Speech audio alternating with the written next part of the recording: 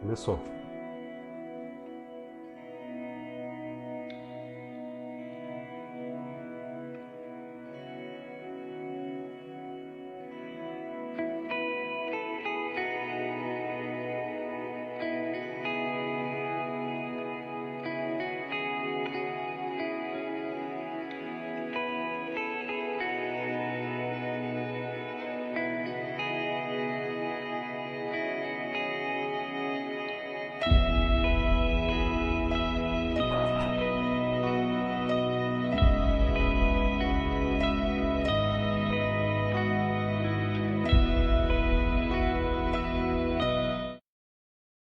Boa noite, amado. Que Deus abençoe sua vida, que Deus abençoe a sua noite. Espero que você esteja preparado aí para a gente começar a nossa nova série de estudos. Que você possa abrir seu coração para você receber a palavra de Deus e colocá-la em prática. Amém? Vamos orar nesse instante para que a gente comece. Vamos orar ao Senhor. Pai, nós oramos ao Senhor, te entregamos esse momento, porque nós sabemos que Ele é teu. Nós sabemos, ó Pai Santo, que o Senhor é que nos dá a graça de estudarmos a Tua Palavra, de aplicarmos ela ao nosso coração. Transforma o nosso coração a cada dia diante da Tua Palavra, que, ó Deus, o conhecimento da Tua Palavra não seja um mero conhecimento intelectual, que nós não nos apossamos, ó Deus, daquilo que a Tua Palavra diz, só para que nós nos enchamos, ó Pai Santo, de conhecimento. Nós queremos, de fato, viver, ó Pai, conforme a Sua Palavra indica. Nós somos seres pecadores, nós somos seres que somos totalmente carentes do Senhor, Pai Santo, e nós necessitamos da Sua graça para poder compreender a Tua Palavra e para poder viver. Abençoe a Igreja Batista Central Itaquera, a nossa igreja, Pai Santo, bem como também aqueles irmãos que tiverem contato também com esse estudo bíblico, que o Senhor possa enriquecer o nosso coração durante essa nova jornada. Em nome de Cristo, oramos. Amém. Amém. Preparado aí para estudar a carta do apóstolo João, de Apocalipse? Eu acredito que sim, você deve estar talvez aí ansioso para saber de como que qual é a forma que a gente vai tratar o estudo dessa carta, né? Então eu vou dar aqui algumas dicas já no início para a gente poder seguir com o estudo, tá bom? Então a primeira dica é a seguinte: você pode fazer a sua pergunta, deixa a sua pergunta nos comentários. Se a gente conseguir responder a sua pergunta hoje, a gente responde, se não, certamente a gente vai trazer a sua pergunta para a próxima live ou para o próximo estudo, tá bom? Então, fique aí com papel e caneta na mão, anote e coloque aí a sua pergunta. A ideia, querido, também, com relação a tempo, é a gente ter aqui uma hora de estudo, tá? Então, a ideia é que a gente comece sempre às 8 horas da noite, às quartas-feiras, e a gente termine às 21 horas. Porém, eu acredito que hoje a gente deva passar um pouquinho, no máximo aí uns 20 minutos, porque o conteúdo é um pouco mais introdutório e aí a gente vai precisar levar um pouquinho mais de tempo. Mas em média, nossas lives aí vão durar uma hora, a ideia não é durar mais que isso, para que a gente se programe aí. Então, estou te dando essa informação, tá bom? Então, pedido de oração e duração, que é de uma hora. Depois que as lives elas terminam, elas ficam já registradas no Facebook, na página do Facebook da IBCI. Você pode ir a qualquer momento pesquisar lá em vídeos e você vai encontrar o vídeo. Também, depois que terminam as lives, eu subo os vídeos para o canal do YouTube da IBCI. Então, após as lives, você também vai ter o conteúdo disponível lá no YouTube, para você poder compartilhar, enfim, para você ir mantendo o histórico aí. Então, você vai poder assistir nessas duas plataformas. Caso você não consiga assistir no dia, você assiste numa data posterior que lhe aprouver melhor, ok? Eu acho que é isso. Para caráter de introdução, deixa eu ver aqui, acho que é isso aí. Então, vamos lá, vamos seguir. Bom, eu vou colocar aqui algumas telas para os irmãos entenderem como é que nós vamos trabalhar o livro de Apocalipse. não vai ser necessariamente um estudo como a gente tem feito o estudo bíblico aos domingos de manhã, sobre os livros que a gente vem estudando, né? Então, não vai ser necessariamente como o estudo do livro de Ageu, que a gente começou recentemente, aos domingos de manhã, não vai ser necessariamente como o estudo de Amós que a gente não vai fazer uma interpretação textual, versículo por versículo, a ideia não é essa. A ideia é que você não só aprenda a mensagem central do livro de Apocalipse, mas você também saiba como interpretar não só o livro de Apocalipse, mas também todos os livros da Bíblia. Eu percebo o seguinte, às vezes a gente ensina muito o que o texto quer dizer, mas nós temos uma deficiência de dar para o povo de Deus as ferramentas que ele deve usar para poder, por si só, entender a Bíblia. Às vezes a gente fica muito dependente de quem está dando estudo, ou do pastor, enfim, ou de quem está dando estudo bíblico, e a gente não sabe como é que a pessoa chega naquelas conclusões. Quais são os caminhos que a gente precisa trilhar para poder saber estudar a Bíblia? Como é que a gente estuda a Bíblia? Então a ideia do texto e contexto é exatamente essa. Você não vai ter só contato com o texto, com o ensinamento bíblico, mas você também vai entender o contexto, ou seja, quais são os elementos, quais são as ferramentas que você utiliza para poder estudar a Bíblia, chegar às conclusões que eu chego, ou que qualquer outra pessoa que estuda a Bíblia chega. Então, eu acho que vai ser uma grande oportunidade para você se capacitar, não só aprender a Bíblia, mas saber também como que você estuda a Bíblia sozinho em casa, ok? Essa é a nossa tarefa, então, do texto e contexto, e dar subsídios para isso. Então, sem mais churumelas, vamos aqui a algumas telas. E lembrando, né? Antes da gente seguir, você precisa estar com a sua Bíblia aberta aí no livro de Apocalipse. Então, não fique aí dependente apenas das telas que eu vou passar, mas é importante você estar com a sua Bíblia aberta, tá bom? Porque eu não vou colocar todo o texto aqui, senão vai ficar muito pesado, muito cansativo. Então é importante que você também tenha a sua Bíblia aberta aí, ok? Sigamos então aqui. Vamos falar um pouquinho aqui.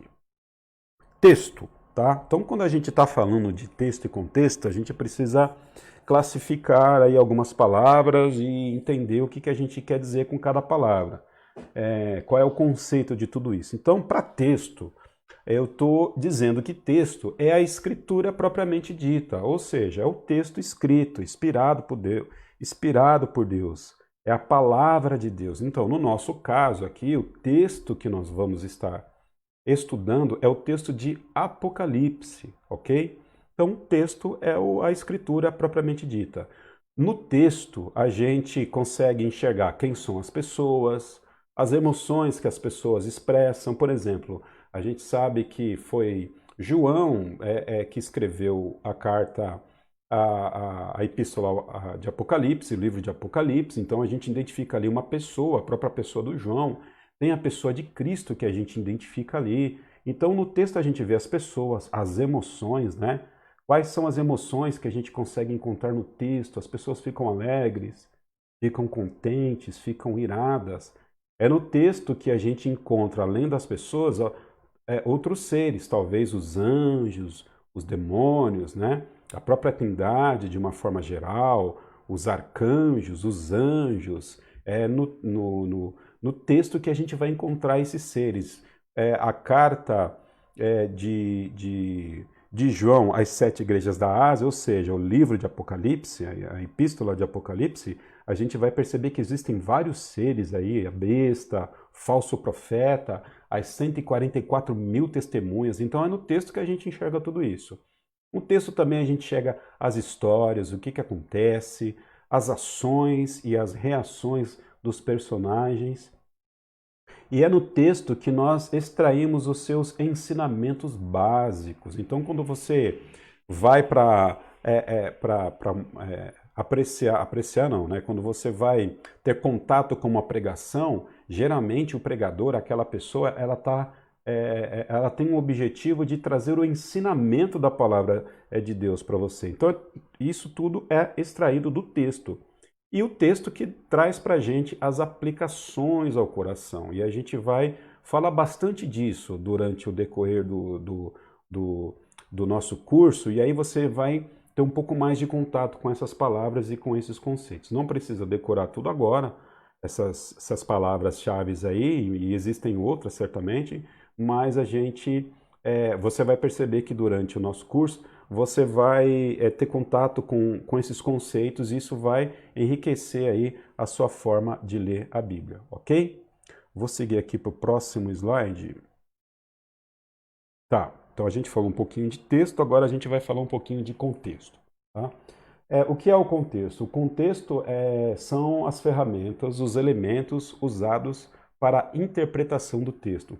Então, o contexto é um conjunto de ferramentas, ou é um conjunto de elementos que você utiliza para você poder interpretar o texto. Então, você não pode ir apenas com os seus olhos no texto e com o seu conhecimento no texto para poder interpretar o que ele está dizendo. Você precisa usar as ferramentas certas para isso. Não é de qualquer jeito que você vai ler a Bíblia, né?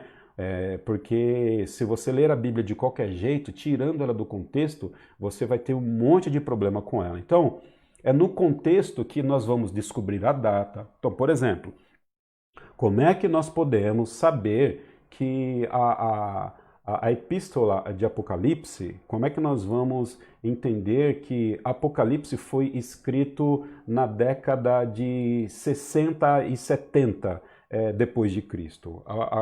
O livro de Apocalipse não diz isso, mas a gente vai entender isso como? Estudando o contexto. Então é no contexto que a gente sabe a data, é no contexto também que a gente sabe o autor. O próprio texto, às vezes, ele diz quem é o autor, mas não necessariamente. O contexto que vai dizer quem é o autor. Geralmente, a gente pode perceber, por exemplo, no Pentateuco, Gênesis, Êxodo, Números, Levíticos e Deuteronômio, a gente vai perceber que não existe lá no comecinho dos livros o nome de quem escreveu o livro, mas a gente sabe que é Moisés, por conta do quê? Do contexto. Então, o autor do Pentateuco é Moisés. Então, é no contexto que a gente sabe o local, onde que foi escrito os livros, é no contexto que a gente sabe quem são as pessoas que receberam esse livro primeiramente, essas informações. A gente está aqui, está falando do público-alvo, é no contexto que a gente sabe o objetivo, o propósito. A gente precisa também estudar a cultura da época, né? Qual era o costume das pessoas na época, como é que elas enxergavam o mundo. Eu estou colocando aqui uma palavrinha difícil, mas cosmovisão é a maneira pela qual... Desculpe. Cosmovisão é a maneira pela qual as pessoas enxergam o mundo. Então, a gente precisa estudar a história. Então, tudo isso faz parte do contexto. O contexto, ele é fundamental para que a gente aprenda a palavra de Deus. É no contexto que a gente não se perde. Então, se nós formos apenas com o nosso conhecimento prévio, né? Com aquilo que a gente conhece de vida, com aquilo que a gente conhece de fé cristã, com os nossos olhos nu e cru no texto, a gente pode fazer um estudo bíblico errado da Bíblia e aí a gente cria aí problemas de interpretação. Por isso que o contexto é importante. Então, entendeu a diferença de texto e contexto? O texto é as escrituras escritas, propriamente dita, a Bíblia que você tem na sua mão aí, e o contexto são todos aqueles elementos que estão fora da Bíblia, que você não enxerga na Bíblia, mas que são dados científicos que você sabe que podem ser comprovados, que te ajudam a você chegar às conclusões da interpretação que você está dando. Então, para interpretar o livro de Apocalipse, para interpretar qualquer livro da Bíblia ou qualquer texto, você precisa usar as ferramentas certas. Você precisa usar os elementos certos para poder interpretar a Bíblia, ok? Então tá. Deixa eu ilustrar um pouquinho mais esse raciocínio. Eu me despertei para poder estudar mais a Bíblia, né? De forma mais, como é que eu posso dizer, mais profunda, enfim, de forma mais séria, acho que a melhor palavra é essa, de forma mais séria, foi durante o ensino do livro de Apocalipse que eu tive na igreja da qual onde eu vim, né? Meu pastor na época, pastor Edson Bispo Valeriano, estava dando um curso sobre o livro de Apocalipse e aí os meus olhos explodiram diante daquele mundo de informação, né? Como é que o pastor sabe tudo isso? Como é que ele sabe que a besta é um homem? Como é que ele sabe que as 7 estrelas representam a igreja? Como é que ele sabe que os 144 mil não são esses 144 mil que estão dizendo aí hoje? Então, da onde ele tira isso tanto de informação que não tem na Bíblia? Eu não consigo enxergar isso. E aí eu fiquei intrigado com essa história, né? E aí um dia, conversando com ele, eu fui procurar ele lá no gabinete dele e falou, pastor, como é que você sabe isso? E da onde você tira toda essa informação? E ele começou a me explicar e eu falei, não, pastor, mas eu quero saber o que você sabe. Como é que a gente estuda a Bíblia desse jeito? Aí ele entendeu, né? Fiz uma pergunta de uma forma diferente, aí ele entendeu. Aí ele falou assim para mim, Haroldo, você não quer saber o que está dizendo o livro de Apocalipse. Você quer saber como que você pode aprender o livro de Apocalipse. Eu falei assim, é isso mesmo. Aí ele disse para mim o seguinte, então você precisa de um livro técnico. Aí eu sabia lá o que era livro técnico, né?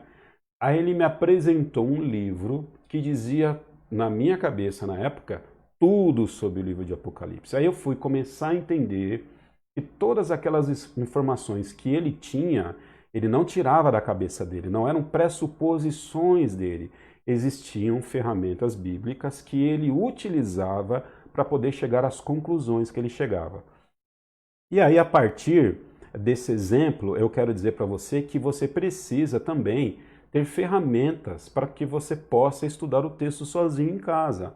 Ou então você vai ficar refém daquilo que eu vou dizer aqui. Ou não só daquilo que eu vou dizer, daquilo que outros pastores também vão dizer. Estudar a Bíblia por si só é suficiente para que nós tenhamos a salvação em Cristo e tenhamos uma vida cristã saudável? Claro que é, não tenho dúvida disso. Mas você dá um passo à frente para poder adquirir aí alguns livros que ajudem a você a interpretar a Bíblia, e isso vai dar um upgrade aí no seu conhecimento e certamente na sua vida cristã. Então eu trouxe aqui alguns exemplos para vocês. Vocês às vezes podem pensar, né? Não eu necessariamente, vou usar o meu exemplo aqui. Puxa, o Haroldo é tão inteligente, né? O pastor Haroldo ou o pastor fulano é tão inteligente.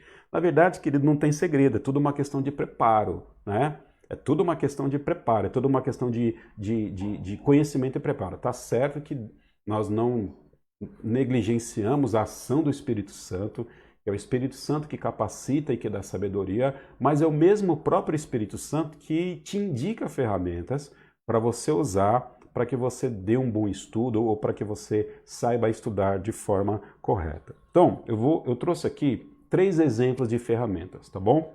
Esse aqui, ó, é um dos livros técnicos. Lembra lá da expressão do pastor Edson Bispo Valeriano? Esse aqui é um dos livros técnicos que eu uso. Na época ele não me mostrou esse, eu não me recordo necessariamente qual foi, mas esse aqui é um comentário bíblico excelente que eu tenho do Antigo e do Novo Testamento. Nesse livrinho aqui, ok?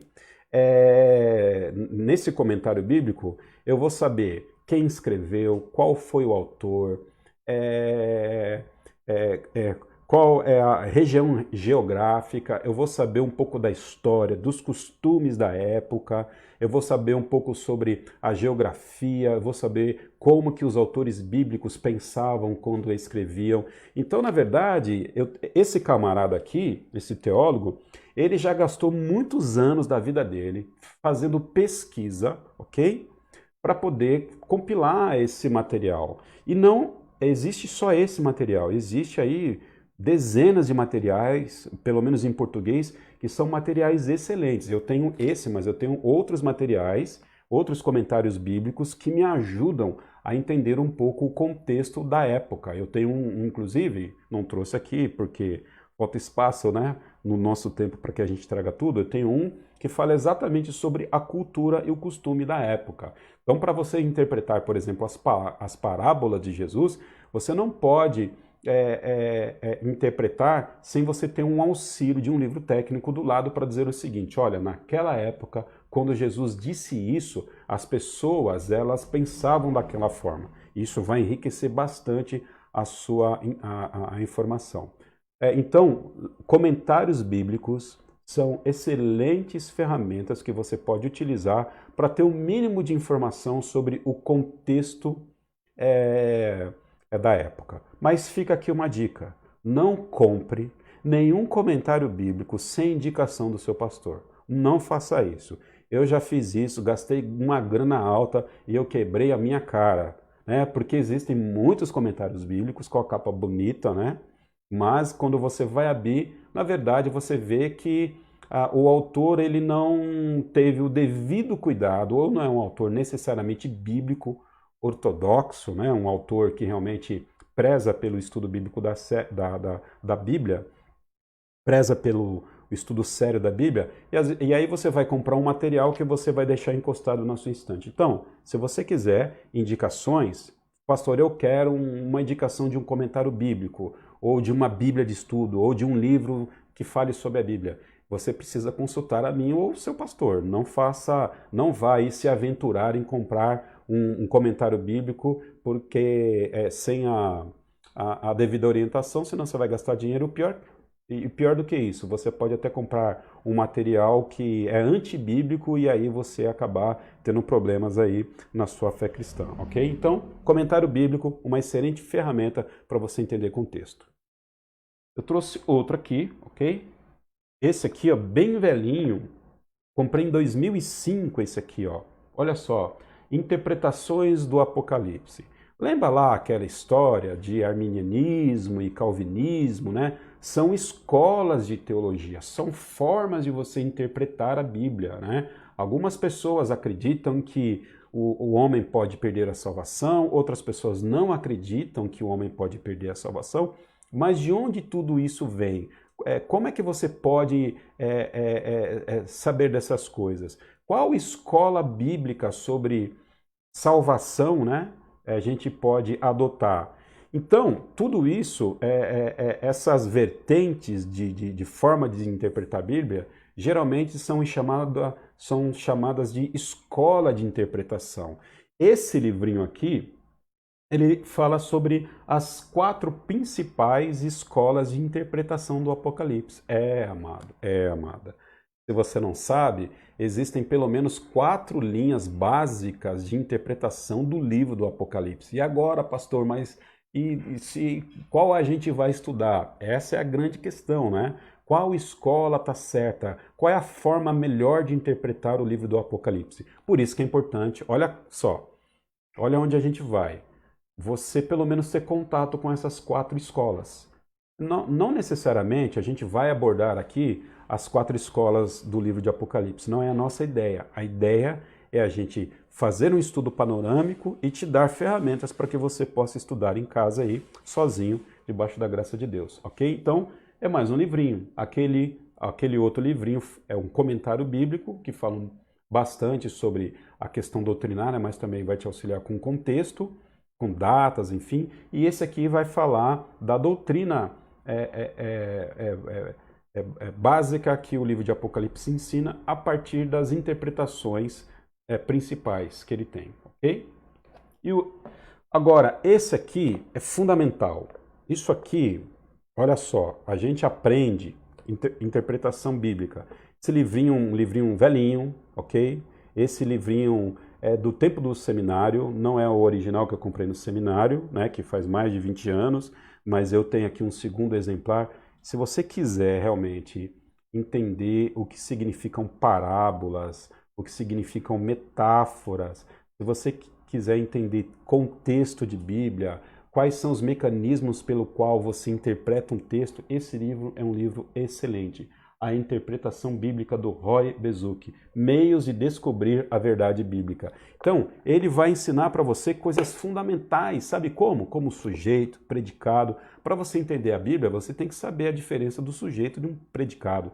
Você tem que saber a diferença de um verbo e de um advérbio. Então, ele começa a falar de questões elementares de interpretação de texto do dia a dia e ele vai ensinando para você como é que você interpreta a Bíblia. Então, é fundamental você ter essas ferramentas para que você saiba interpretar a Bíblia. Tá cansativo aí? Fique em paz aí que logo logo a gente vai falar do fim do mundo. Então persevere um pouquinho, tá bom? Então eu te mostrei aqui algumas ferramentas. Vamos para o próximo slide aqui. Vamos para o próximo slide.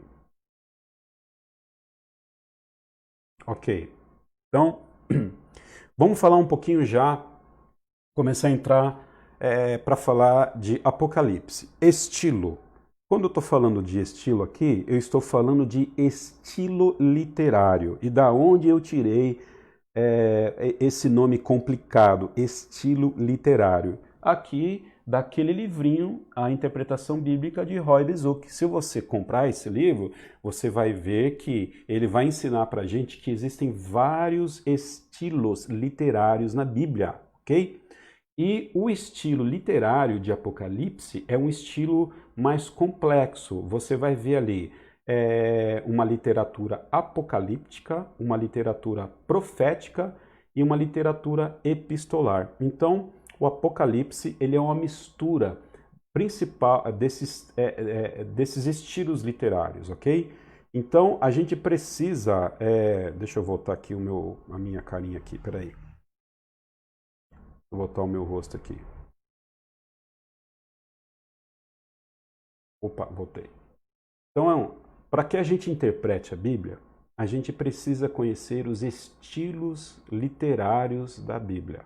Vou dar um exemplo aqui. Eu até separei esse versículo aqui para a gente.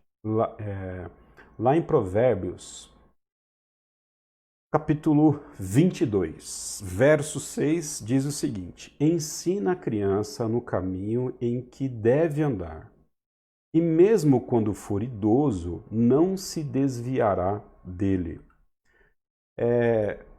Estilo literário. Se a gente não souber qual que é o estilo literário desse texto, a gente se perde, ok? A gente se perde. O livro de Apocalipse diz que Jesus voltará. Você acredita que Jesus vai voltar? Eu acredito, e eu acredito também que você acredita nisso. Agora, você acredita mesmo que se você dedicar a sua vida com todo amor, com todo empenho, e levar a criança para a igreja, orar, jejuar, e você acredita que se você dedicar a sua vida para ensinar o teu filho no caminho de Deus, você acredita mesmo que ele nunca vai se desviar? É uma pergunta difícil, né? É claro que há uma possibilidade dele se desviar. Agora, por que você acredita que Jesus vai voltar e você não acredita necessariamente que, apesar de todo o seu esforço, não é uma garantia que a criança ela vai permanecer firme nos caminhos do Senhor? Por que você interpreta um texto de um jeito e um texto de outro? Por conta dos seus estilos literários. Essa é a grande chave para você interpretar um texto. Você não pode desconsiderar o estilo literário para você fazer uma boa interpretação da Bíblia. Por isso, e ao estudar o livro de Apocalipse, a gente precisa entender qual é o estilo literário desse livro, ok? Então vamos lá. Quando a gente lê lá em Provérbios 22:6, eu vou ler de novo. Ensina a criança no caminho em que deve andar, e mesmo quando for idoso, não se desviará dele. Esse não se desviará não quer dizer que isso é uma profecia, porque o livro de Provérbios não é um livro profético. Ele você até pode encontrar porções de profecia nele, é possível, você até encontra, mas você não pode classificar o estilo literário desse livro como uma profecia, ok? Não é igual Jeremias e Isaías que disseram que Nabucodonosor viria e tomaria as cidades de Israel para si. A gente não pode entender o livro de Provérbios no mesmo caráter que o livro de Jeremias e o livro de Isaías, porque o livro de Provérbios não é um livro de profecia. O livro de Provérbios não é uma literatura de estilo profético, nem de estilo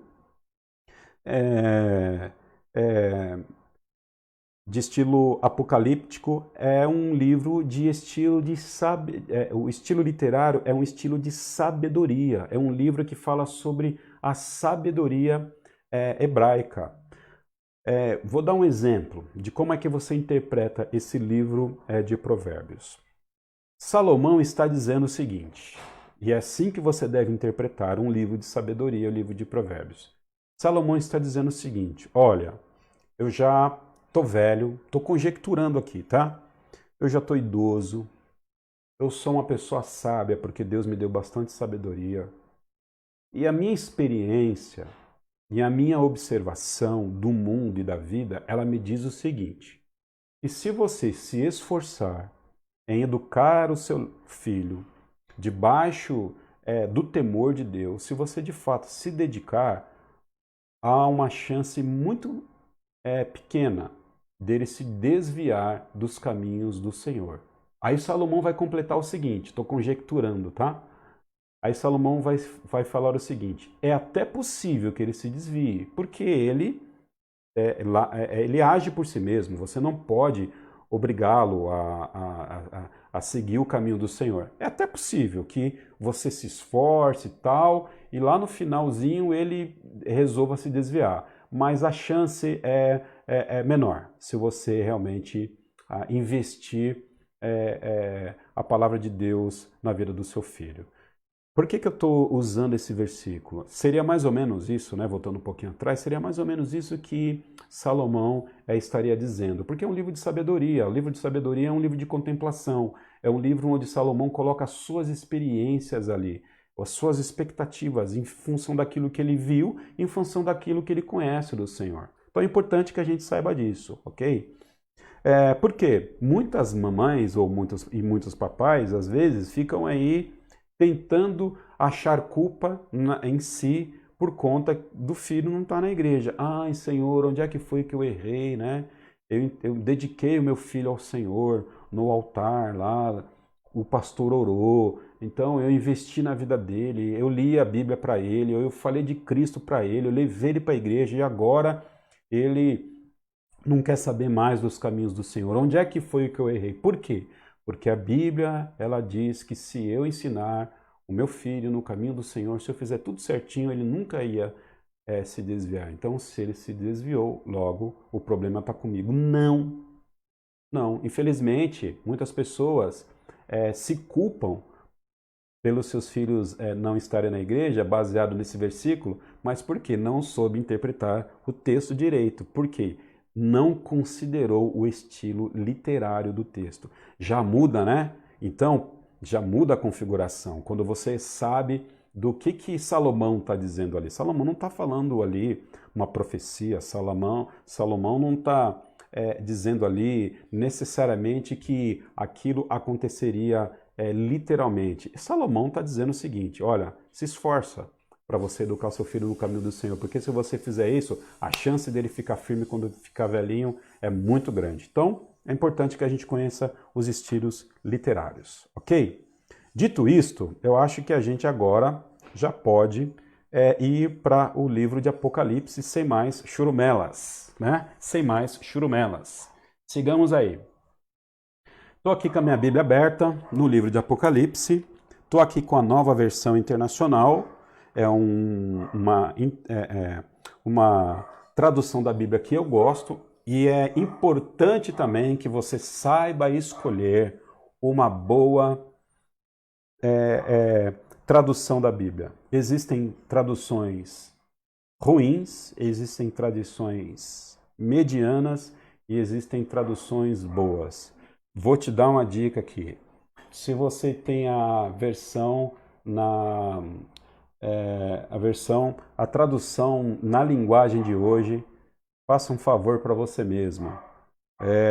Aposente essa versão, tá? Aposente, não faça isso com você. Eu sugiro aqui uma revista aí atualizada, Novo Século, né? Sugiro aqui uma NVI que eu gosto bastante. mas não quero te chatear. Talvez você tenha investido aí um bom dinheiro na versão, a tradução na linguagem de hoje, mas de fato é uma paráfrase bíblica, não é uma tradução, ok? É uma paráfrase bíblica. Então, você não pode estudar o livro de Apocalipse, por exemplo, com a tradução na linguagem de hoje. Certamente você vai perder aí muito conteúdo. Então, sigamos em frente. Se eu te chateei, fica bravo não. Peça a misericórdia do Senhor e compre uma Bíblia com uma tradução mais apropriada para você. Então, eu estou lendo aqui, ó. Vamos lá? Apocalipse, capítulo 1. Vamos lá. Revelação de Jesus Cristo, estou lendo aqui no verso 1, que Deus deu para mostrar aos seus servos o que em breve há de acontecer. Ele enviou ao seu anjo para torná-la conhecida ao seu servo João, que dá testemunho de tudo o que viu, isto é, a palavra de Deus e o testemunho de Jesus Cristo. Feliz é aquele que lê as palavras desta profecia, e felizes aqueles que ouvem e guardam o que nela está escrito, porque o tempo está próximo. Para a gente seguir, para avançar aqui um pouquinho, eu quero mostrar para você alguns dados gerais da carta, para a gente continuar aqui no texto. Então, a gente sabe que o título de Apocalipse no hebraico, ou melhor, no grego, o título, quando você traduz para o português, significa não mais e nada menos do que descobrir, desvendar. Então não existe nenhum mistério no livro de Apocalipse. Não existe nada que não é revelado. Às vezes a gente acredita que o livro de Apocalipse é um livro de mistério, muito pelo contrário. Ele é até um livro de mistério, mas um mistério revelado, um mistério descoberto, um mistério desvendado. A gente sabe, então, que a partir do título, a gente já sabe que Jesus está revelando aqui, tá? E quem que recebe essa revelação? É o próprio autor, e a gente sabe que o autor é o apóstolo João. A gente sabe que o autor é o apóstolo João pela evidência interna que a gente tem aqui. O próprio texto diz que foi João que escreveu. Para quem que Jesus vai escrever? Quem é o seu público-alvo? Lembra lá? Quem são as pessoas que estão recebendo essa epístola, essa carta? São os leitores das 7 igrejas da Ásia. E a qualquer cristão, que a gente vai ver daqui a pouquinho que o texto vai dizer, que não só são para essas 7 igrejas, mas também são para todos os cristãos. Existe aqui uma dedicatória. A gente vai perceber que João ele teve a preocupação em levar aqui o nome do Deus triuno. Então, há uma dedicatória aqui. Então, está toda hora no texto sendo mostrado a figura do Pai, a figura do Espírito Santo, a figura de Jesus. João está sempre exaltando aqui o Deus triuno. E qual é o tema central do livro de Apocalipse? O tema central é a volta de Cristo e as suas consequências para o universo. É disso que o livro trata. Então o livro vai revelar a volta de Jesus e quais são as suas consequências. E quando que isso acontece? Qual ocasião? A gente está aqui mais ou menos no ano 60, 70 depois de Cristo, e João ele está lá exilado na ilha de Patmos. Ok? Dito isto, vamos voltar aqui. E João está lá então na ilha de Patmos. João já está velhinho, ao que tudo indica lá, mais de 80 anos de idade. Ele agora, por conta da perseguição que acontece ali em Jerusalém contra os cristãos, João agora ele está exilado na ilha de Patmos, ele está preso. A perseguição aos cristãos começa primeiramente com os judeus. Os judeus olhavam para o cristianismo como uma seita que podia trazer alguma preocupação para o judaísmo. Então, os judeus começam a perceber os cristãos.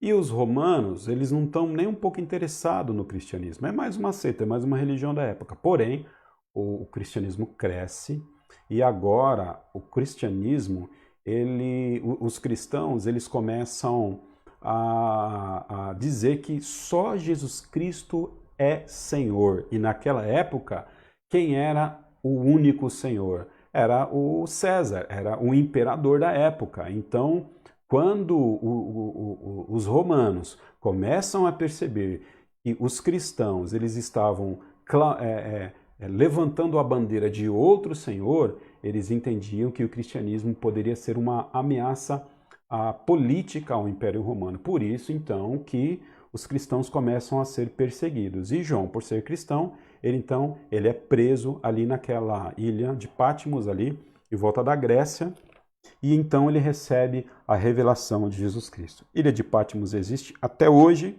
e se você for lá, eu nunca fui, mas quem sabe um dia Deus vai me dar graça, mas o Google já me mostrou que existe lá uma gruta que inclusive é dedicada à memória do apóstolo João, e segundo a tradição, né, de lá, daquela ilha, foi naquela gruta pequenininha que o apóstolo João teve a revelação do livro de Apocalipse, ok? Se você um dia for lá para a Grécia, dá uma passada lá em Patmos, também. Se for, me chama junto para eu ir também.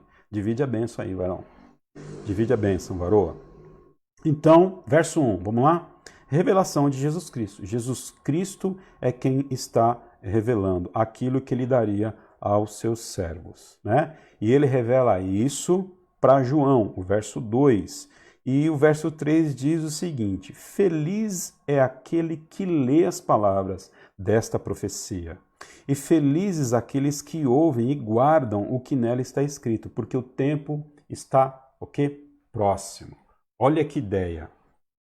A Bíblia, ela está dizendo que felizes são aqueles que leem a profecia. Por isso que é importante escutar a palavra, né? Porque, olha que interessante. Você está à procura da felicidade? Lê a Bíblia. Olha o ensinamento aqui que o texto está dizendo para nós, não um contexto, tá? Mas olha o que o texto está dizendo para nós. Quer ser feliz? Vai ler o livro de Apocalipse. Vai se encher da palavra do Senhor. Quer se motivar? Quer ter alegria no coração? Vá ler a Bíblia, varão. Vá ler a Bíblia, varoa, que Deus certamente vai abençoar a tua vida. E isso acontece de fato. Eu não estou feliz, eu estou muito triste. Vá ler a Bíblia. Vá orar, vá buscar o Senhor. Porque é o que Jesus está dizendo aqui, ó. Feliz aquele que lê as palavras desta profecia, e felizes aqueles que ouvem e guardam o que nela está escrito, porque o tempo está o quê? Próximo. Pastor, já se passaram mais de 2000 anos que isso foi escrito. Olha só, tempo é uma coisa muito, para nós, muito relativa, né? 2000 anos perto de um plano eterno que Deus tem para a humanidade, isso é nada, isso é a ponta de um iceberg. Desde do tempo de João, que existe a partir do livro de Apocalipse, que existe essa espera sobre a volta do Senhor. A gente precisa lembrar que quando Jesus Cristo está dizendo aqui que o tempo está próximo que a sua volta, a consumação dos séculos e as consequências que a sua volta traria para o universo. Então, a volta de Jesus ela é próxima. Talvez não é próxima na nossa perspectiva, mas na perspectiva do plano universal de Deus, Jesus está à porta, como esteve à porta lá há mais de 2000 anos atrás. A gente precisa lembrar que Jesus prometeu que viria. Isso está escrito lá no Evangelho de Lucas, no finalzinho, ou melhor, no início do Evangelho de Lucas, no capítulo 1. Jesus, ele ascende ao céu e os anjos dizem aos apóstolos o seguinte: olha, fiquem tranquilos aí, acalma o coração, que Jesus vai voltar, assim como ele foi. Então, a volta de Cristo é uma revelação que Jesus está dando à igreja agora de forma mais específica. Não só que ele vai voltar, mas aquilo que vai acontecer a partir da sua volta. Ok? Sigamos lá. Como eu falei para você, hoje é uma aula introdutória, tem bastante conteúdo, então a gente vai avançar um pouquinho no horário, a gente vai além de 1 hora. Eu acredito que com 1h20 aí a gente está terminando hoje, tá? Então persevera aí, tá bom? Não deixa o feijão queimar não, se você está fazendo janta, desliga lá o feijão e persevera aí que você certamente vai passar pela primeira lição aí. Vamos lá no verso 4 comigo? O que diz lá o verso 4? João, às 7 igrejas da província da Ásia. A vocês graça e paz da parte daquele que é, que era e que há de vir, dos 7 Espíritos que estão diante do seu trono, de Jesus Cristo, que é a testemunha fiel, o primogênito dentre os mortos e o soberano dos reis da terra. Olha só, para quem que João está escrevendo? Lembra lá? Público-alvo. Quem eram as pessoas que estavam recebendo essa epístola? As 7 igrejas da província da Ásia. Não são a igreja espiritual. A gente não pode aqui alegorizar o texto. O que é alegorizar? Lembra lá? Quem que me ensinou? É um exemplo, né? Não só foi o Roy Bizuki, mas da onde a gente tira essas expressões, da onde a gente tira essas ferramentas de interpretação. O Roy Bizuki vai falar aqui que existe uma ferramenta que é a alegorizar. Existem textos na Bíblia, ou melhor, existe uma ferramenta, uma figura de linguagem que é a alegoria. E você precisa tomar muito cuidado com a alegoria. E você vai descobrir que você não pode alegorizar textos, né, a partir da sua...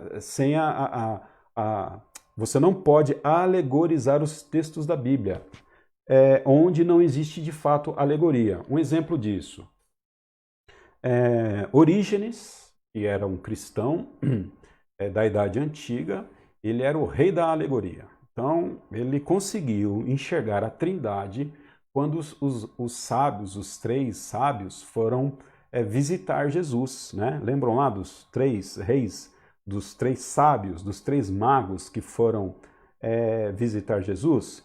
Então, Orígenes olhou aquilo ali como uma visita do Pai, do Filho e do Espírito Santo. Então ele fez uma salada mista. Jesus Cristo já era uma pessoa da Trindade e agora os 3 ali estão em Trindade visitando Jesus Cristo. Então ele fez uma confusão terrível, né? Então a gente precisa entender o seguinte, que onde nós podemos interpretar os textos de forma literal, a gente vai interpretar. Não é toda hora que a gente consegue interpretar literalmente o texto de Apocalipse, mas onde a gente pode, é regrinha, é regra de interpretação de texto. Onde a gente pode interpretar literalmente, a gente interpreta. Onde nós não podemos interpretar literalmente o texto de Apocalipse? Já vou dar uma dica aqui. João vai falar de um dragão, né? Um dragão. Gente, dragão não existe, nem vai existir, é um ser mitológico. E aí a gente vai entender, quando a gente chegar lá no dragão, por que João usa essa expressão, né? Por que João usa essa expressão? Mas aqui, que é o que nos interessa, João está escrevendo as 7 igrejas. E ele especifica quem são essas 7 igrejas. De uma província. E de qual província? Da Ásia. Então, lá na frente, o nome dessas igrejas vão aparecer. Então, a gente não tem que ter dúvida para quem que João escreveu. Ele escreveu para 7 igrejas que eram igrejas reais, igrejas locais, igrejas físicas que existiam na época. Você vai começar a perceber, agora, dica de contexto, que o número 7 vai aparecer algumas vezes aqui no texto, ok? 7 igrejas, 7 candelabros, 7 estrelas, 7 castiçais, 7 espíritos. O número 7 vai aparecer diversas vezes aqui no livro de Apocalipse. Pastor, mas por que o número 7 vai aparecer diversas vezes? É um número cabalístico, né? É a chave hermenêutica para o Nostradamus entender o final do mundo? É um número... Nada disso, não tem nada de místico aqui. Não tem nada de mistério. O número 7, olha só, para João, e o número 7 para aquelas igrejas da Ásia, o número 7 para o povo hebreu, o número 7 naquela época significava plenitude e perfeição. E a plenitude e a perfeição estavam diretamente ligadas às questões da divindade. Ok? O contexto vai dizer isso para a gente. Por isso que é importante a gente saber contexto e não só o texto. Então, nós podemos aqui interpretar seguramente que o número 7 representa o quê? Perfeição e plenitude. Quando então João está escrevendo as 7 igrejas da Ásia, ele está dando uma forte referência de que é também não só para as igrejas locais, mas para a igreja universal, ou seja, todas as igrejas podem ter acesso a essa carta, entendeu? Sentido de plenitude aí, por isso que é importante a gente saber contexto. A vocês, graça e paz da parte daquele que é, que era e que há de vir. Já está agora começando a falar de Jesus. Jesus que era, Jesus que é e Jesus que há de vir. Da parte dos 7 espíritos que estão diante do seu trono. Opa! 7 espíritos que estão diante do seu trono. 7 espíritos aqui, uma referência direta à divindade, uma referência direta a Deus. O número 7 é o número de Deus na Bíblia. Ok? O número 7 é o número de Deus na Bíblia. Por isso que a gente precisa entender o que significa os números na Bíblia. O que significam o número 144 mil, né? O número 10 também é um número importante na Bíblia, né? O número 10, o número 12 também é um número importante na Bíblia. Então, quando a Bíblia começa a falar de números, a gente pode entender que há uma forte indicação ali de que existe um significado atrás disso, daquilo que as pessoas compreendiam na época. O número 6 é um número forte na Bíblia. O número 666 é um número fortíssimo na Bíblia. A gente vai entender por que o número da besta é 666 e não 777. Eu vou te dar aqui uma pergunta e fica aqui a dica, tá? E quando voltar aos cultos presenciais, eu posso te dar um bombom se você responder essa pergunta sem consultar. Fica aqui a dica. Eu sempre prometo bombom, mas eu nunca entrego, né? Mas um dia eu vou pagar as minhas dívidas. Se o número 7 é o número de Deus, o número 6 seria que número para você? Ok? Se o número 7 é um número bom, 777 seria um número ótimo aqui, né? Que representaria a divindade. Então, o que significa o número 666? Fica aí uma dica para você tentar responder. Se você acertar, eu já vou te dar um bombom assim que os cultos presenciais voltarem. Mas João agora está dando aqui a biografia de Jesus. Esse Jesus que era, que é e que há de vir, e louvado seja Deus por isso. Ele que estava diante dos 7, ele que falava da parte, a revelação que João recebia, ele recebia da parte dos 7 espíritos, ou seja, do próprio Deus, que estão diante do seu trono, e de Jesus Cristo, que é testemunha fiel, primogênito dentre os mortos, né? E soberano dos reis da terra. Jesus foi a primeira pessoa a ressuscitar e a vencer a morte, ok? A gente precisa lembrar que a primogenitura da morte de Jesus Cristo e a ressurreição é um fato importantíssimo para nós, porque Jesus volta e há o triunfo da igreja também no retorno dele, e o triunfo da igreja é a própria ressurreição. E a gente vai ver isso aqui com o tempo, logo mais à frente aí, dos nossos dias. Ainda no verso... Deixa eu ver que verso nós estamos aqui, no verso 5. Ele nos ama e nos libertou dos nossos pecados por meio do seu sangue, e nos constituiu reino e sacerdotes para servir a seu Deus. A ele seja glória e poder para todos sempre. Amém. Então, esse Senhor Jesus, ele é o quê? Soberano sobre os reis da terra. Soberano, está sobre todos os reis da terra.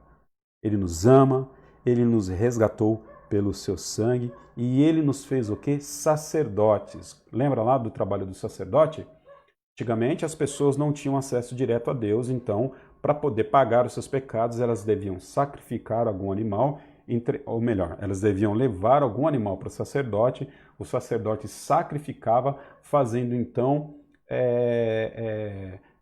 se fazendo como um intermediador entre o homem pecador e o Deus. Agora aqui, nós somos esses sacerdotes, ou seja, nós somos essas pessoas que temos acesso direto ao céu, porque Jesus nos fez assim. Né? Nós temos acesso ao céu, acesso ao Pai, diretamente por Jesus Cristo. Por isso que nós não precisamos de mediadores. Nós podemos falar direto com Deus, ok? Por isso que os seus pecados não devem ser confessados a pastor, seus pecados não devem ser confessados a padre, seus pecados não devem ser confessados a homens, a não ser aqueles pecados que a Bíblia nos orienta, que quando a gente comete pecado contra o irmão, a gente precisa ir lá e se retratar com ele. Mas eu estou dizendo daqueles nossos pecados de consciência, nós não precisamos levar isso a homens necessariamente. A gente leva isso ao próprio Deus. Por quê? Porque agora nós somos sacerdotes, nós temos acesso direto ao trono de Deus. Olha que legal, né? Sabia que não é o pastor só sacerdote?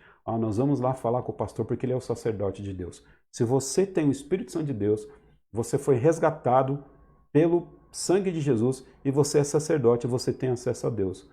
Olha a importância de você saber interpretar a Bíblia, para você não ser enganado. Porque às vezes alguém pode ter dito para você, venha falar com o sacerdote de Deus, o sacerdote de Deus te dá uma receita milagrosa para você resolver os seus problemas. Os pastores, aquelas pessoas que ensinam a palavra, as pessoas que foram chamadas por Deus para poder trazer a profecia dele para você, ou interpretar e trazer a profecia revelada para você, de fato essas pessoas merecem honra e têm o seu devido lugar, mas essas pessoas não estão numa posição mais elevada do que a sua, ou seja, ninguém tira o seu lugar e a sua liberdade e a sua posição de falar direto com o Pai, porque você é sacerdote de Deus, é o que o texto está dizendo aqui para nós. Verso 7. Eis que ele vem com as nuvens, e todo olho verá, até mesmo aqueles que o transpassaram, e todos os povos da terra se lamentarão por causa dele. Assim será. Amém. Ele vem com as nuvens. Ele subiu aos céus e agora Jesus Cristo vem. E ele vem com as nuvens. E a gente não pode alegorizar o texto. Onde nós podemos interpretar de forma literal, nós vamos interpretar de forma literal. Eu não tenho nenhuma dificuldade de acreditar que Jesus Cristo volta nas nuvens, ou não? Jesus é Deus. O próprio texto diz que ele é todo-poderoso. Ele escolheu as nuvens, mas poderia escolher de qualquer outra forma para votar. Qual a dificuldade que a gente tem de interpretar o texto de forma literal aqui? Nenhuma, né? Então Jesus vem com as nuvens. Nós não sabemos como, mas a gente sabe que na sua volta todos verão Jesus. Eu já vi aí alguns estudiosos dizendo que vai ser pelo Facebook, vai ser pelo YouTube que todo mundo vai ver que Jesus volta. Não está na Bíblia, querido, isso. Então fica difícil a gente conjecturar, mas o fato é que todo olho vai ver quando Jesus voltar, ok? E eu tenho lá as minhas fés particulares também, e minhas suspeitas, mas uma coisa são as nossas fés particulares, as nossas suspeitas, outras coisas são o que a Bíblia diz. Mas o que nos interessa é que todas as pessoas verão quando Jesus Cristo voltar. E olha que interessante, até mesmo aqueles que o transpassaram, e todos os povos da terra se lamentarão por causa dele, assim será. Amém.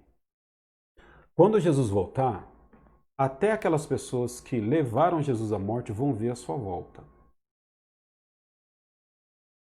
Então a volta de Jesus, ela vai ser contemplada por vivos e por mortos, salvos e não salvos.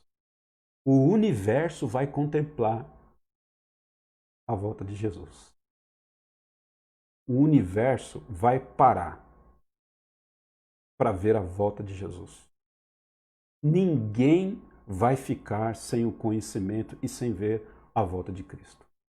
Todas as atenções e todos os holofotes, todas as consciências se voltarão para Jesus no dia da sua volta. Não vai haver, o universo vai parar. Eu não estou falando do planeta Terra, eu estou falando de toda a criação, os anjos, Essa hora vai ser uma hora terrível. Por quê? Olha só o que significa a volta de Jesus. E todos os povos da terra se lamentarão por causa dele. Assim será. Amém. A volta de Cristo será um momento de grande lamento da terra. Grande lamento. Então, quando Jesus volta, ele volta com um objetivo. A gente não vai ver aqui ainda qual é o objetivo inteiro, né?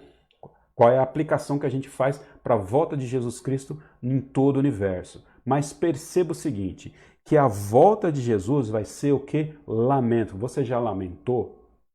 Já perdeu um ente querido? Já se desesperou da vida? Vai ser fichinha a dor que a humanidade vai sentir na volta de Cristo. A Bíblia não está dizendo que a volta de Cristo vai ser um momento de alegria, povo. A Bíblia está dizendo que a volta de Cristo vai ser um dia do quê? De lamento. Aí você pode agora perguntar o seguinte, pastor, mas e a gente que é crente, como é que a gente fica nesse negócio? Então eu não quero que Jesus volte, porque se Jesus vai voltar, o céu vai cair na minha cabeça. Eu estou bem assim. Aí é importante agora a gente ter as nossas ferramentas, e aí eu vou trazer essa aqui de novo, ok? Para a gente entender as escolas de interpretação do Apocalipse. Né? Se você acreditar que a igreja vai passar por tribulação, então a volta de Cristo vai ser um lamento para você. Se você não acreditar que a igreja de Cristo não vai passar por tribulação, então você não precisa se preocupar com isso. Qual é a minha interpretação do texto? E da onde que eu tiro essa interpretação? Eu tiro dos estudos que eu fiz. Eu tiro dos estudos que eu me apropriei. Né? Eu não sei se... eu sou um dispensacionalista, né? Progressivo. Eu acredito que eu me encaixaria aí na minha escola de interpretação do livro de Apocalipse. Mas eu não vou entrar em detalhe aqui sobre isso. Talvez em um outro momento eu possa falar mais sobre as escolas. Mas eu pense dessa forma, raciocine dessa forma. A Bíblia fala que o céu é um lugar bom. Certo?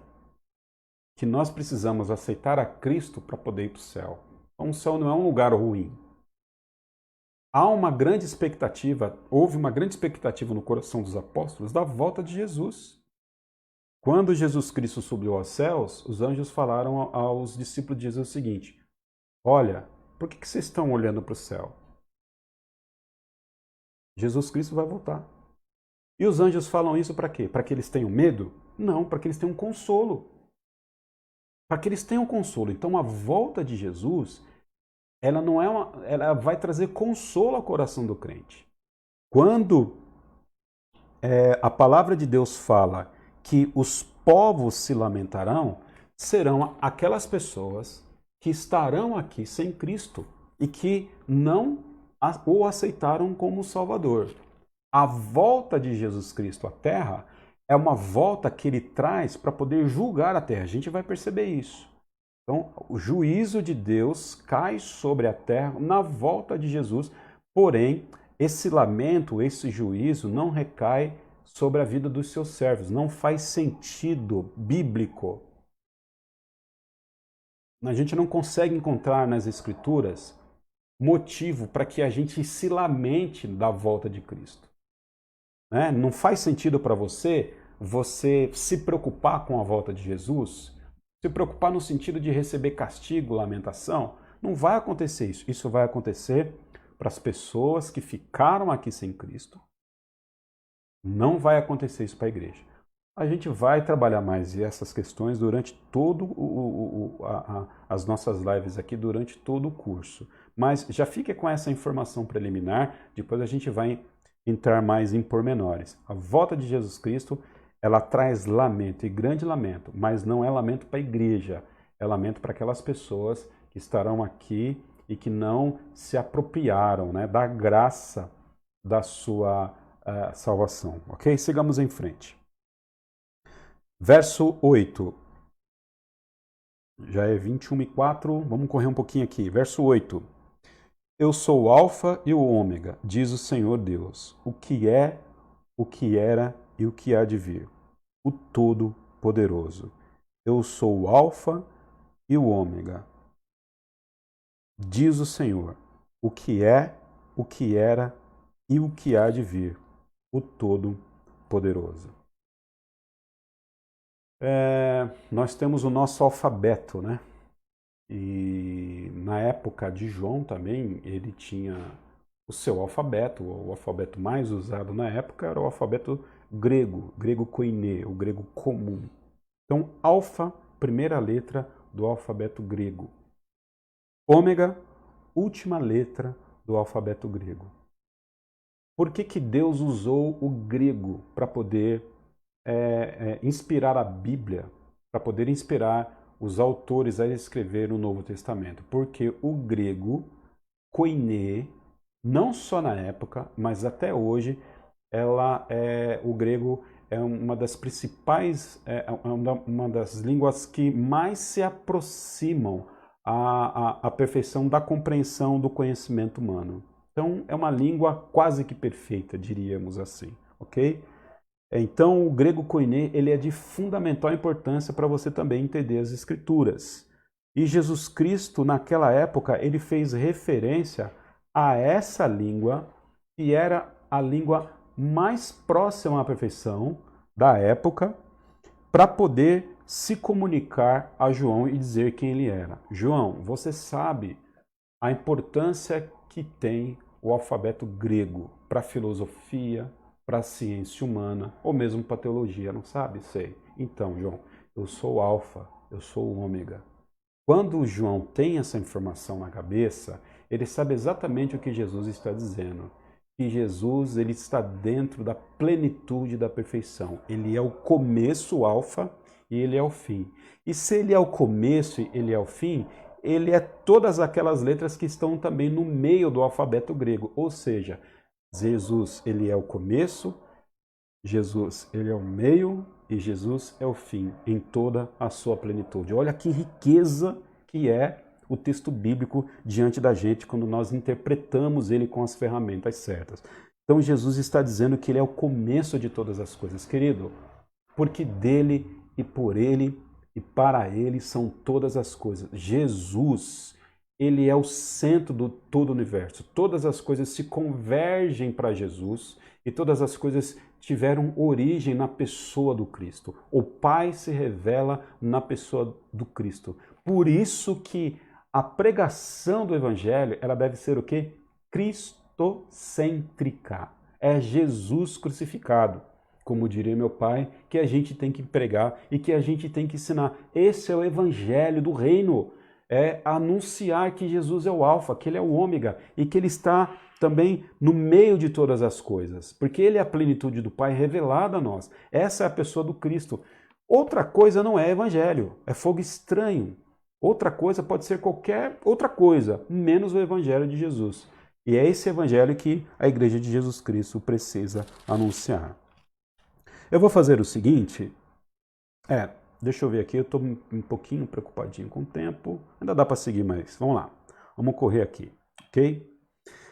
Verso 9, eu, João, irmão e companheiro de vocês no sofrimento, no reino e na perseverança em Jesus, estava onde? Na ilha de Patmos. O próprio João está dizendo onde ele estava aqui, ok? Uma evidência interna de onde que Jesus, ou melhor, de onde que João recebeu a revelação de Jesus, ok? Então, uma evidência aqui interna. Ele estava lá por conta do quê? Por conta da palavra de Deus e do testemunho de Jesus, ou seja, porque eu estava pregando, porque eu estava testemunhando Jesus Cristo, a perseguição veio, me prenderam e eu estou aqui agora então na ilha de Patmos. No dia do Senhor, achei-me no Espírito. Esse dia do Senhor, a gente sabe que é o domingo, né? O dia em que a igreja se reunia e começou a chamar o primeiro dia da semana como o dia do Senhor por conta da ressurreição de Jesus. Jesus, ele ressuscita no primeiro dia, ok? A igreja, então, convenciona o primeiro dia como dia do Senhor, dia da ressurreição, que é o domingo para nós, e João está dizendo que foi no domingo que ele teve essa revelação do Senhor. E ele fala simplesmente que se achou no Espírito. Nós não podemos interpretar necessariamente o que significa isso, mas houve uma experiência sobrenatural sobre João para que ele pudesse, então, receber a revelação de Jesus. Achei-me no Espírito e ouvi atrás de mim uma voz forte, tá? Como trombeta, que dizia: escreva num livro o que você vê e envie às 7 igrejas da Ásia. Então, perceba que João está usando elementos para poder dizer para 7 igrejas da Ásia, e para mim e para você, elementos que ele conhecia na época, para tentar se aproximar mais ou menos daquilo que ele viu e que ele ouviu. Então, na cabeça de João,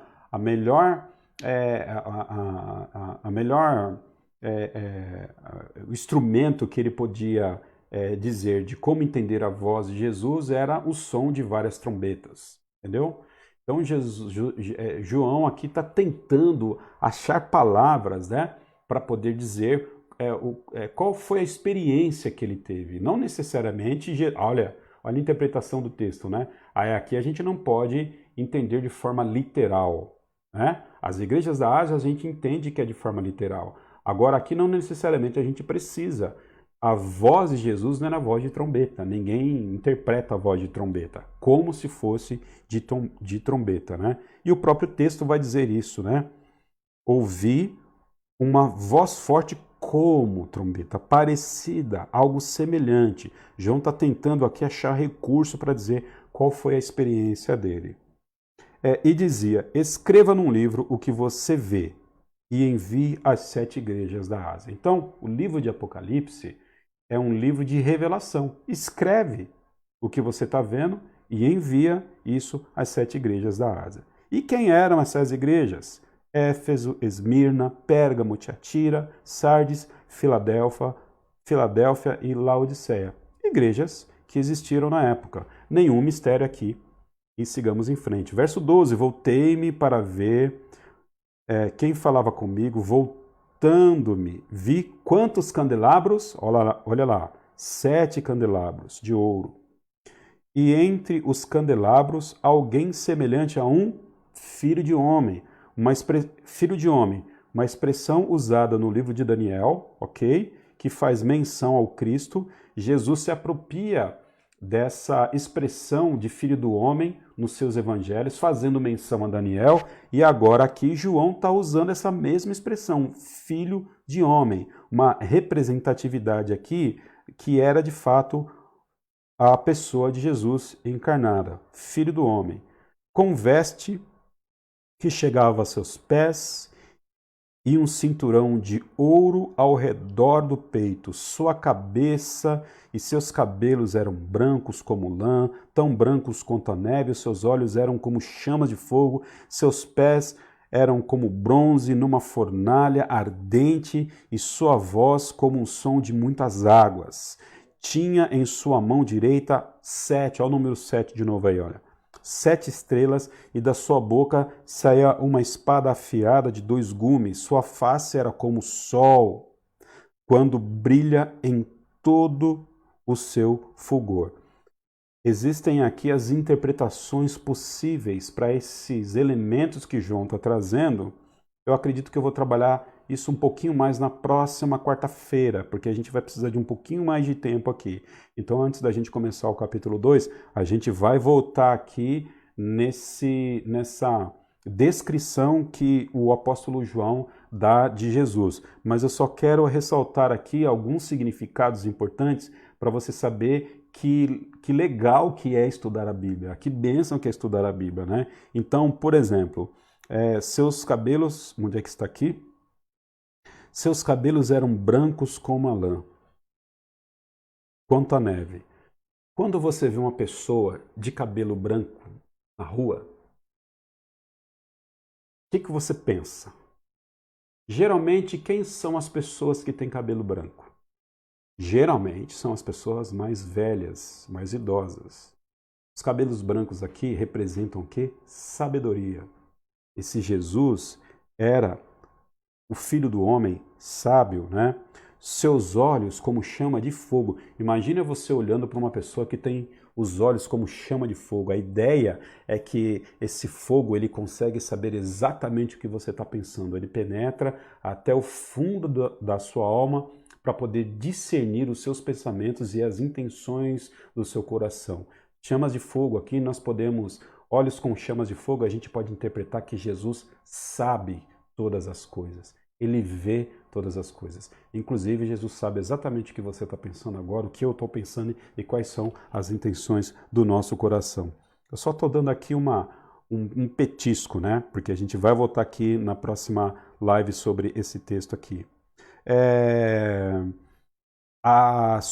E da sua boca sai o quê? Uma espada afiada de 2 gumes. A palavra de Deus é o quê? É espada.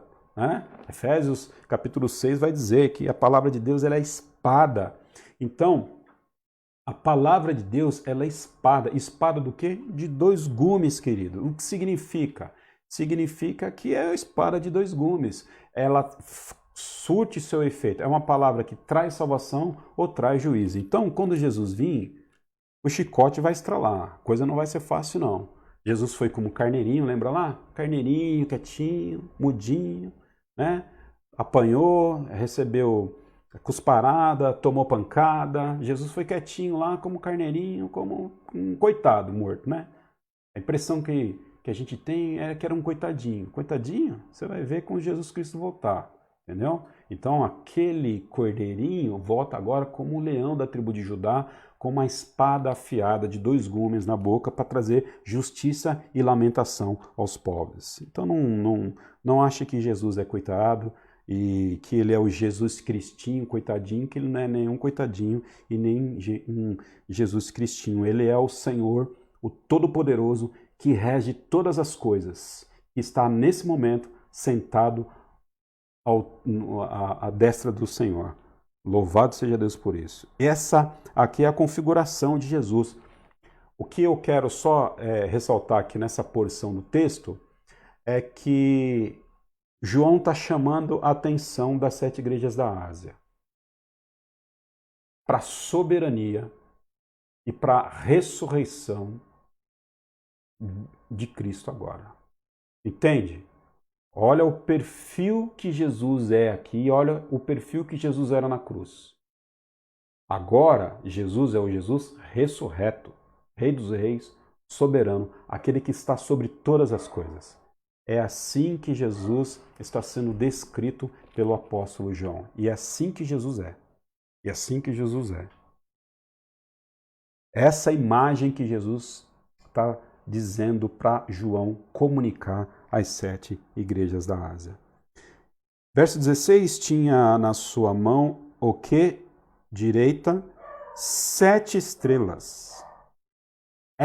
Olha só, a gente vai chegar lá num ponto importante daqui a pouquinho.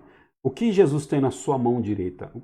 A mão direita também tem um simbolismo muito forte, que é a mão da força, né?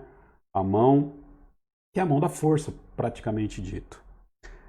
Então, e Jesus tem o que nas suas mãos? As 7 estrelas. Ok? Verso 17. Quando vi, caí aos pés como morto. Eu quero abrir um parênteses aqui, né? Tem muita gente que anda por aí falando que viu Jesus, né? Tem muita seita aí que nasceu e diz que viu Jesus. Inclusive uma seita muito conhecida nossa, o fundador dessa seita diz que Jesus conversou com ele no espelho. Geralmente, meus queridos, quando a gente vai ver que as pessoas na Bíblia têm contato com o Senhor, essas pessoas elas saem correndo, outras se dão por mortas, né? Estou lembrando aqui de Isaías, ai de mim que já estou perecendo, né? Paulo ficou cego, né? Enfim. Então, o contato com o Senhor, ele gera algumas coisas em nós e que não são naturais. Então, fique atento aí com as pessoas que dizem que viu o Senhor, tá bom? Porque essas pessoas, certamente, elas precisam ter uma reação parecida com a de João, que é cair como morto. Verso 17. Estou aqui brincando, né? Quero dizer que não existem aparições de Cristo mais hoje, segundo a palavra de Deus nos assevera.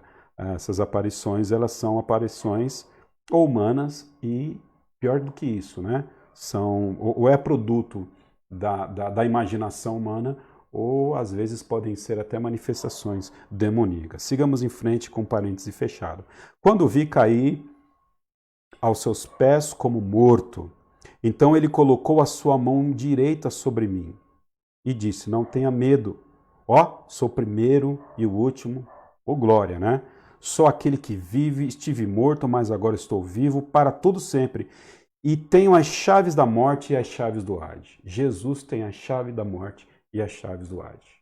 Quem manda na morte não é o diabo, é Jesus. Quem tem a chave da morte? Jesus. Quem tem a chave da vida? Jesus é a própria vida. Então, olha, querido, às vezes a gente fica assistindo uns filmes de Hollywood e achando que o inferno que existe é o inferno que o diabo manda. A gente tem aquela ideia da Idade Média, né? De que o diabo está lá no seu trono, o fogo está subindo e os seus demônios estão chicoteando lá aquelas pessoas, os seres humanos que foram para o inferno. Balela! Quem tem a chave da morte é o próprio Senhor. E quem tem aqui a chave do Hades é o próprio Senhor. E Hades aqui, vou dar só um petisco, né? A gente vai aprender. Hades aqui era o local de habitação dos mortos.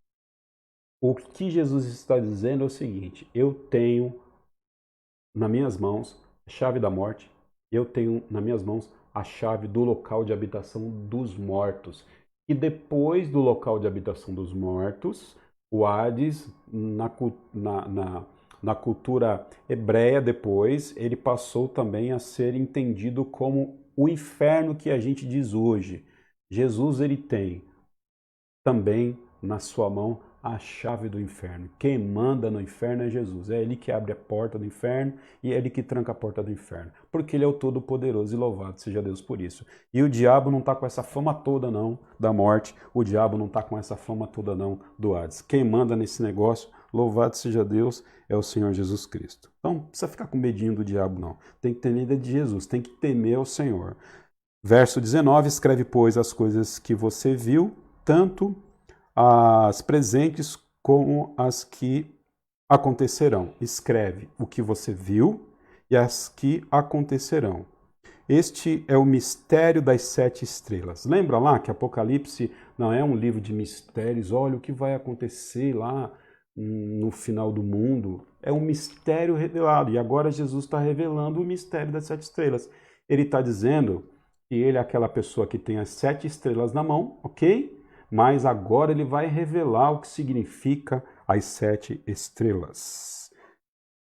Este é o mistério das 7 estrelas que você viu em minha mão direita, e dos 7 candelabros, e das 7 estrelas, são os anjos das 7 igrejas, e os 7 candelabros são as 7 igrejas.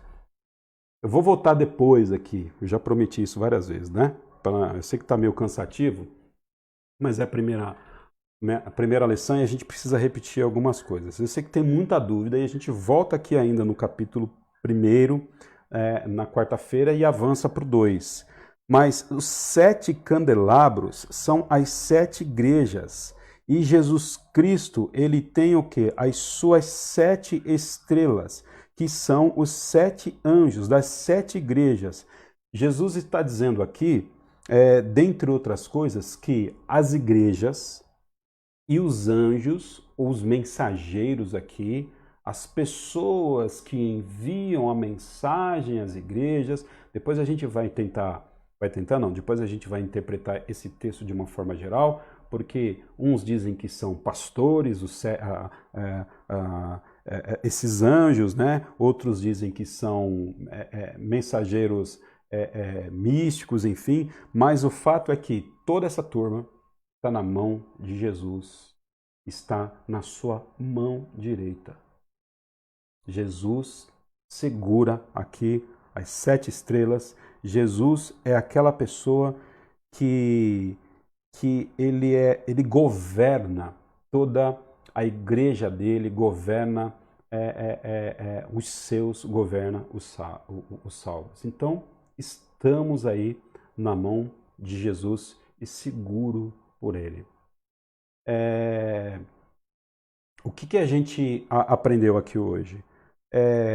A gente aprendeu, dentre outras coisas, que o livro de Apocalipse ele é um livro que exalta a figura de Jesus Cristo. É um livro que enleva a pessoa de Jesus e principalmente não só a pessoa de Jesus, mas a Trindade como um todo. A gente precisa lembrar que o livro de Apocalipse ele é um livro que se dedica a mostrar quem é a Trindade, quem é o Deus Pai, Deus Filho, o Deus Espírito Santo e qual é o papel específico de Jesus Cristo e falar especificamente do seu retorno e quais são as consequências que a gente vai ter do seu retorno no tempo dele, na sua hora e no seu momento. Amém? Vou seguir aqui mais um pouquinho. Então vamos pensar aqui em contexto, ok? Dica aqui que a gente sempre vai dar aos finais das lições. Vamos pensar aqui em contexto, tá? Jesus se apresenta como o alfabeto grego. Ele é o alfa e o ômega. E esse contexto, esse elemento de interpretação, ele é importantíssimo para a gente, porque Jesus está dizendo o seguinte: o alfabeto grego é o alfabeto que chega mais à perfeição aqui na nossa época, é o alfabeto mais pleno. Então, João, saiba o seguinte, que eu quero dizer para você que eu sou pleno, eu quero dizer para você que eu sou perfeito, eu quero dizer para você que eu sou o começo de todas as coisas, eu sou o fim de todas as coisas, assim como a letra alfa é o começo do alfabeto grego e a letra ômega é o fim do alfabeto grego, assim também eu sou, inclusive, todas as coisas que estão no meio. Olha o que Jesus está dizendo para nós, que Ele é o começo, o meio e o fim de todas as coisas. Por isso que o contexto é importante para a gente interpretar as Sagradas Escrituras. Então, vamos falar de texto. O que a gente pode entender no texto? Qual é a principal mensagem? Ou principal mensagem eu não diria, tá? Mas eu estou trazendo aqui uma mensagem para nós, que o texto nos indica, para a gente trazer aqui uma aplicação no coração.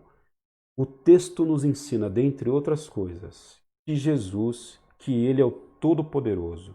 E se Ele é o Todo-Poderoso, o que você tem a ver com isso? Descanse nele. Descanse nele. Se Jesus Cristo é o Todo-Poderoso, você tem que descansar nele. Entendeu? A importância de você saber a Bíblia. Você precisa descansar no Senhor. O que adianta você estudar o livro de Apocalipse, saber o sexo dos anjos, né? Saber quantos anjos existem na cabeça de um alfinete? O que adianta saber que Jesus Cristo é todo poderoso se você não descansa nele, vaso? Se você não descansa nele, varoa? Não adianta nada. Não adianta nada. Está perdendo seu tempo assistindo as lives. Então, descansa no Senhor. Porque Ele é todo poderoso. Ele tem as 7 estrelas na mão. Ele é o Todo-Poderoso, Ele é o começo, Ele é o meio, Ele é o fim. Nada foge do conhecimento e da vontade do Senhor. Então, não estude o livro de Apocalipse por mera especulação. Eu quero saber quando o mundo vai acabar. E não vai assistir, vai ler as profecias de Nostradamus, menos estudar a palavra do Senhor por curiosidade. A palavra do Senhor, ela precisa trazer enriquecimento a nós. Então, o texto serve para quê? Para que a gente se aproprie daquilo que o Senhor tem para nós, ou melhor, o texto serve para que a gente se aproprie dos ensinamentos e aplique ao nosso coração.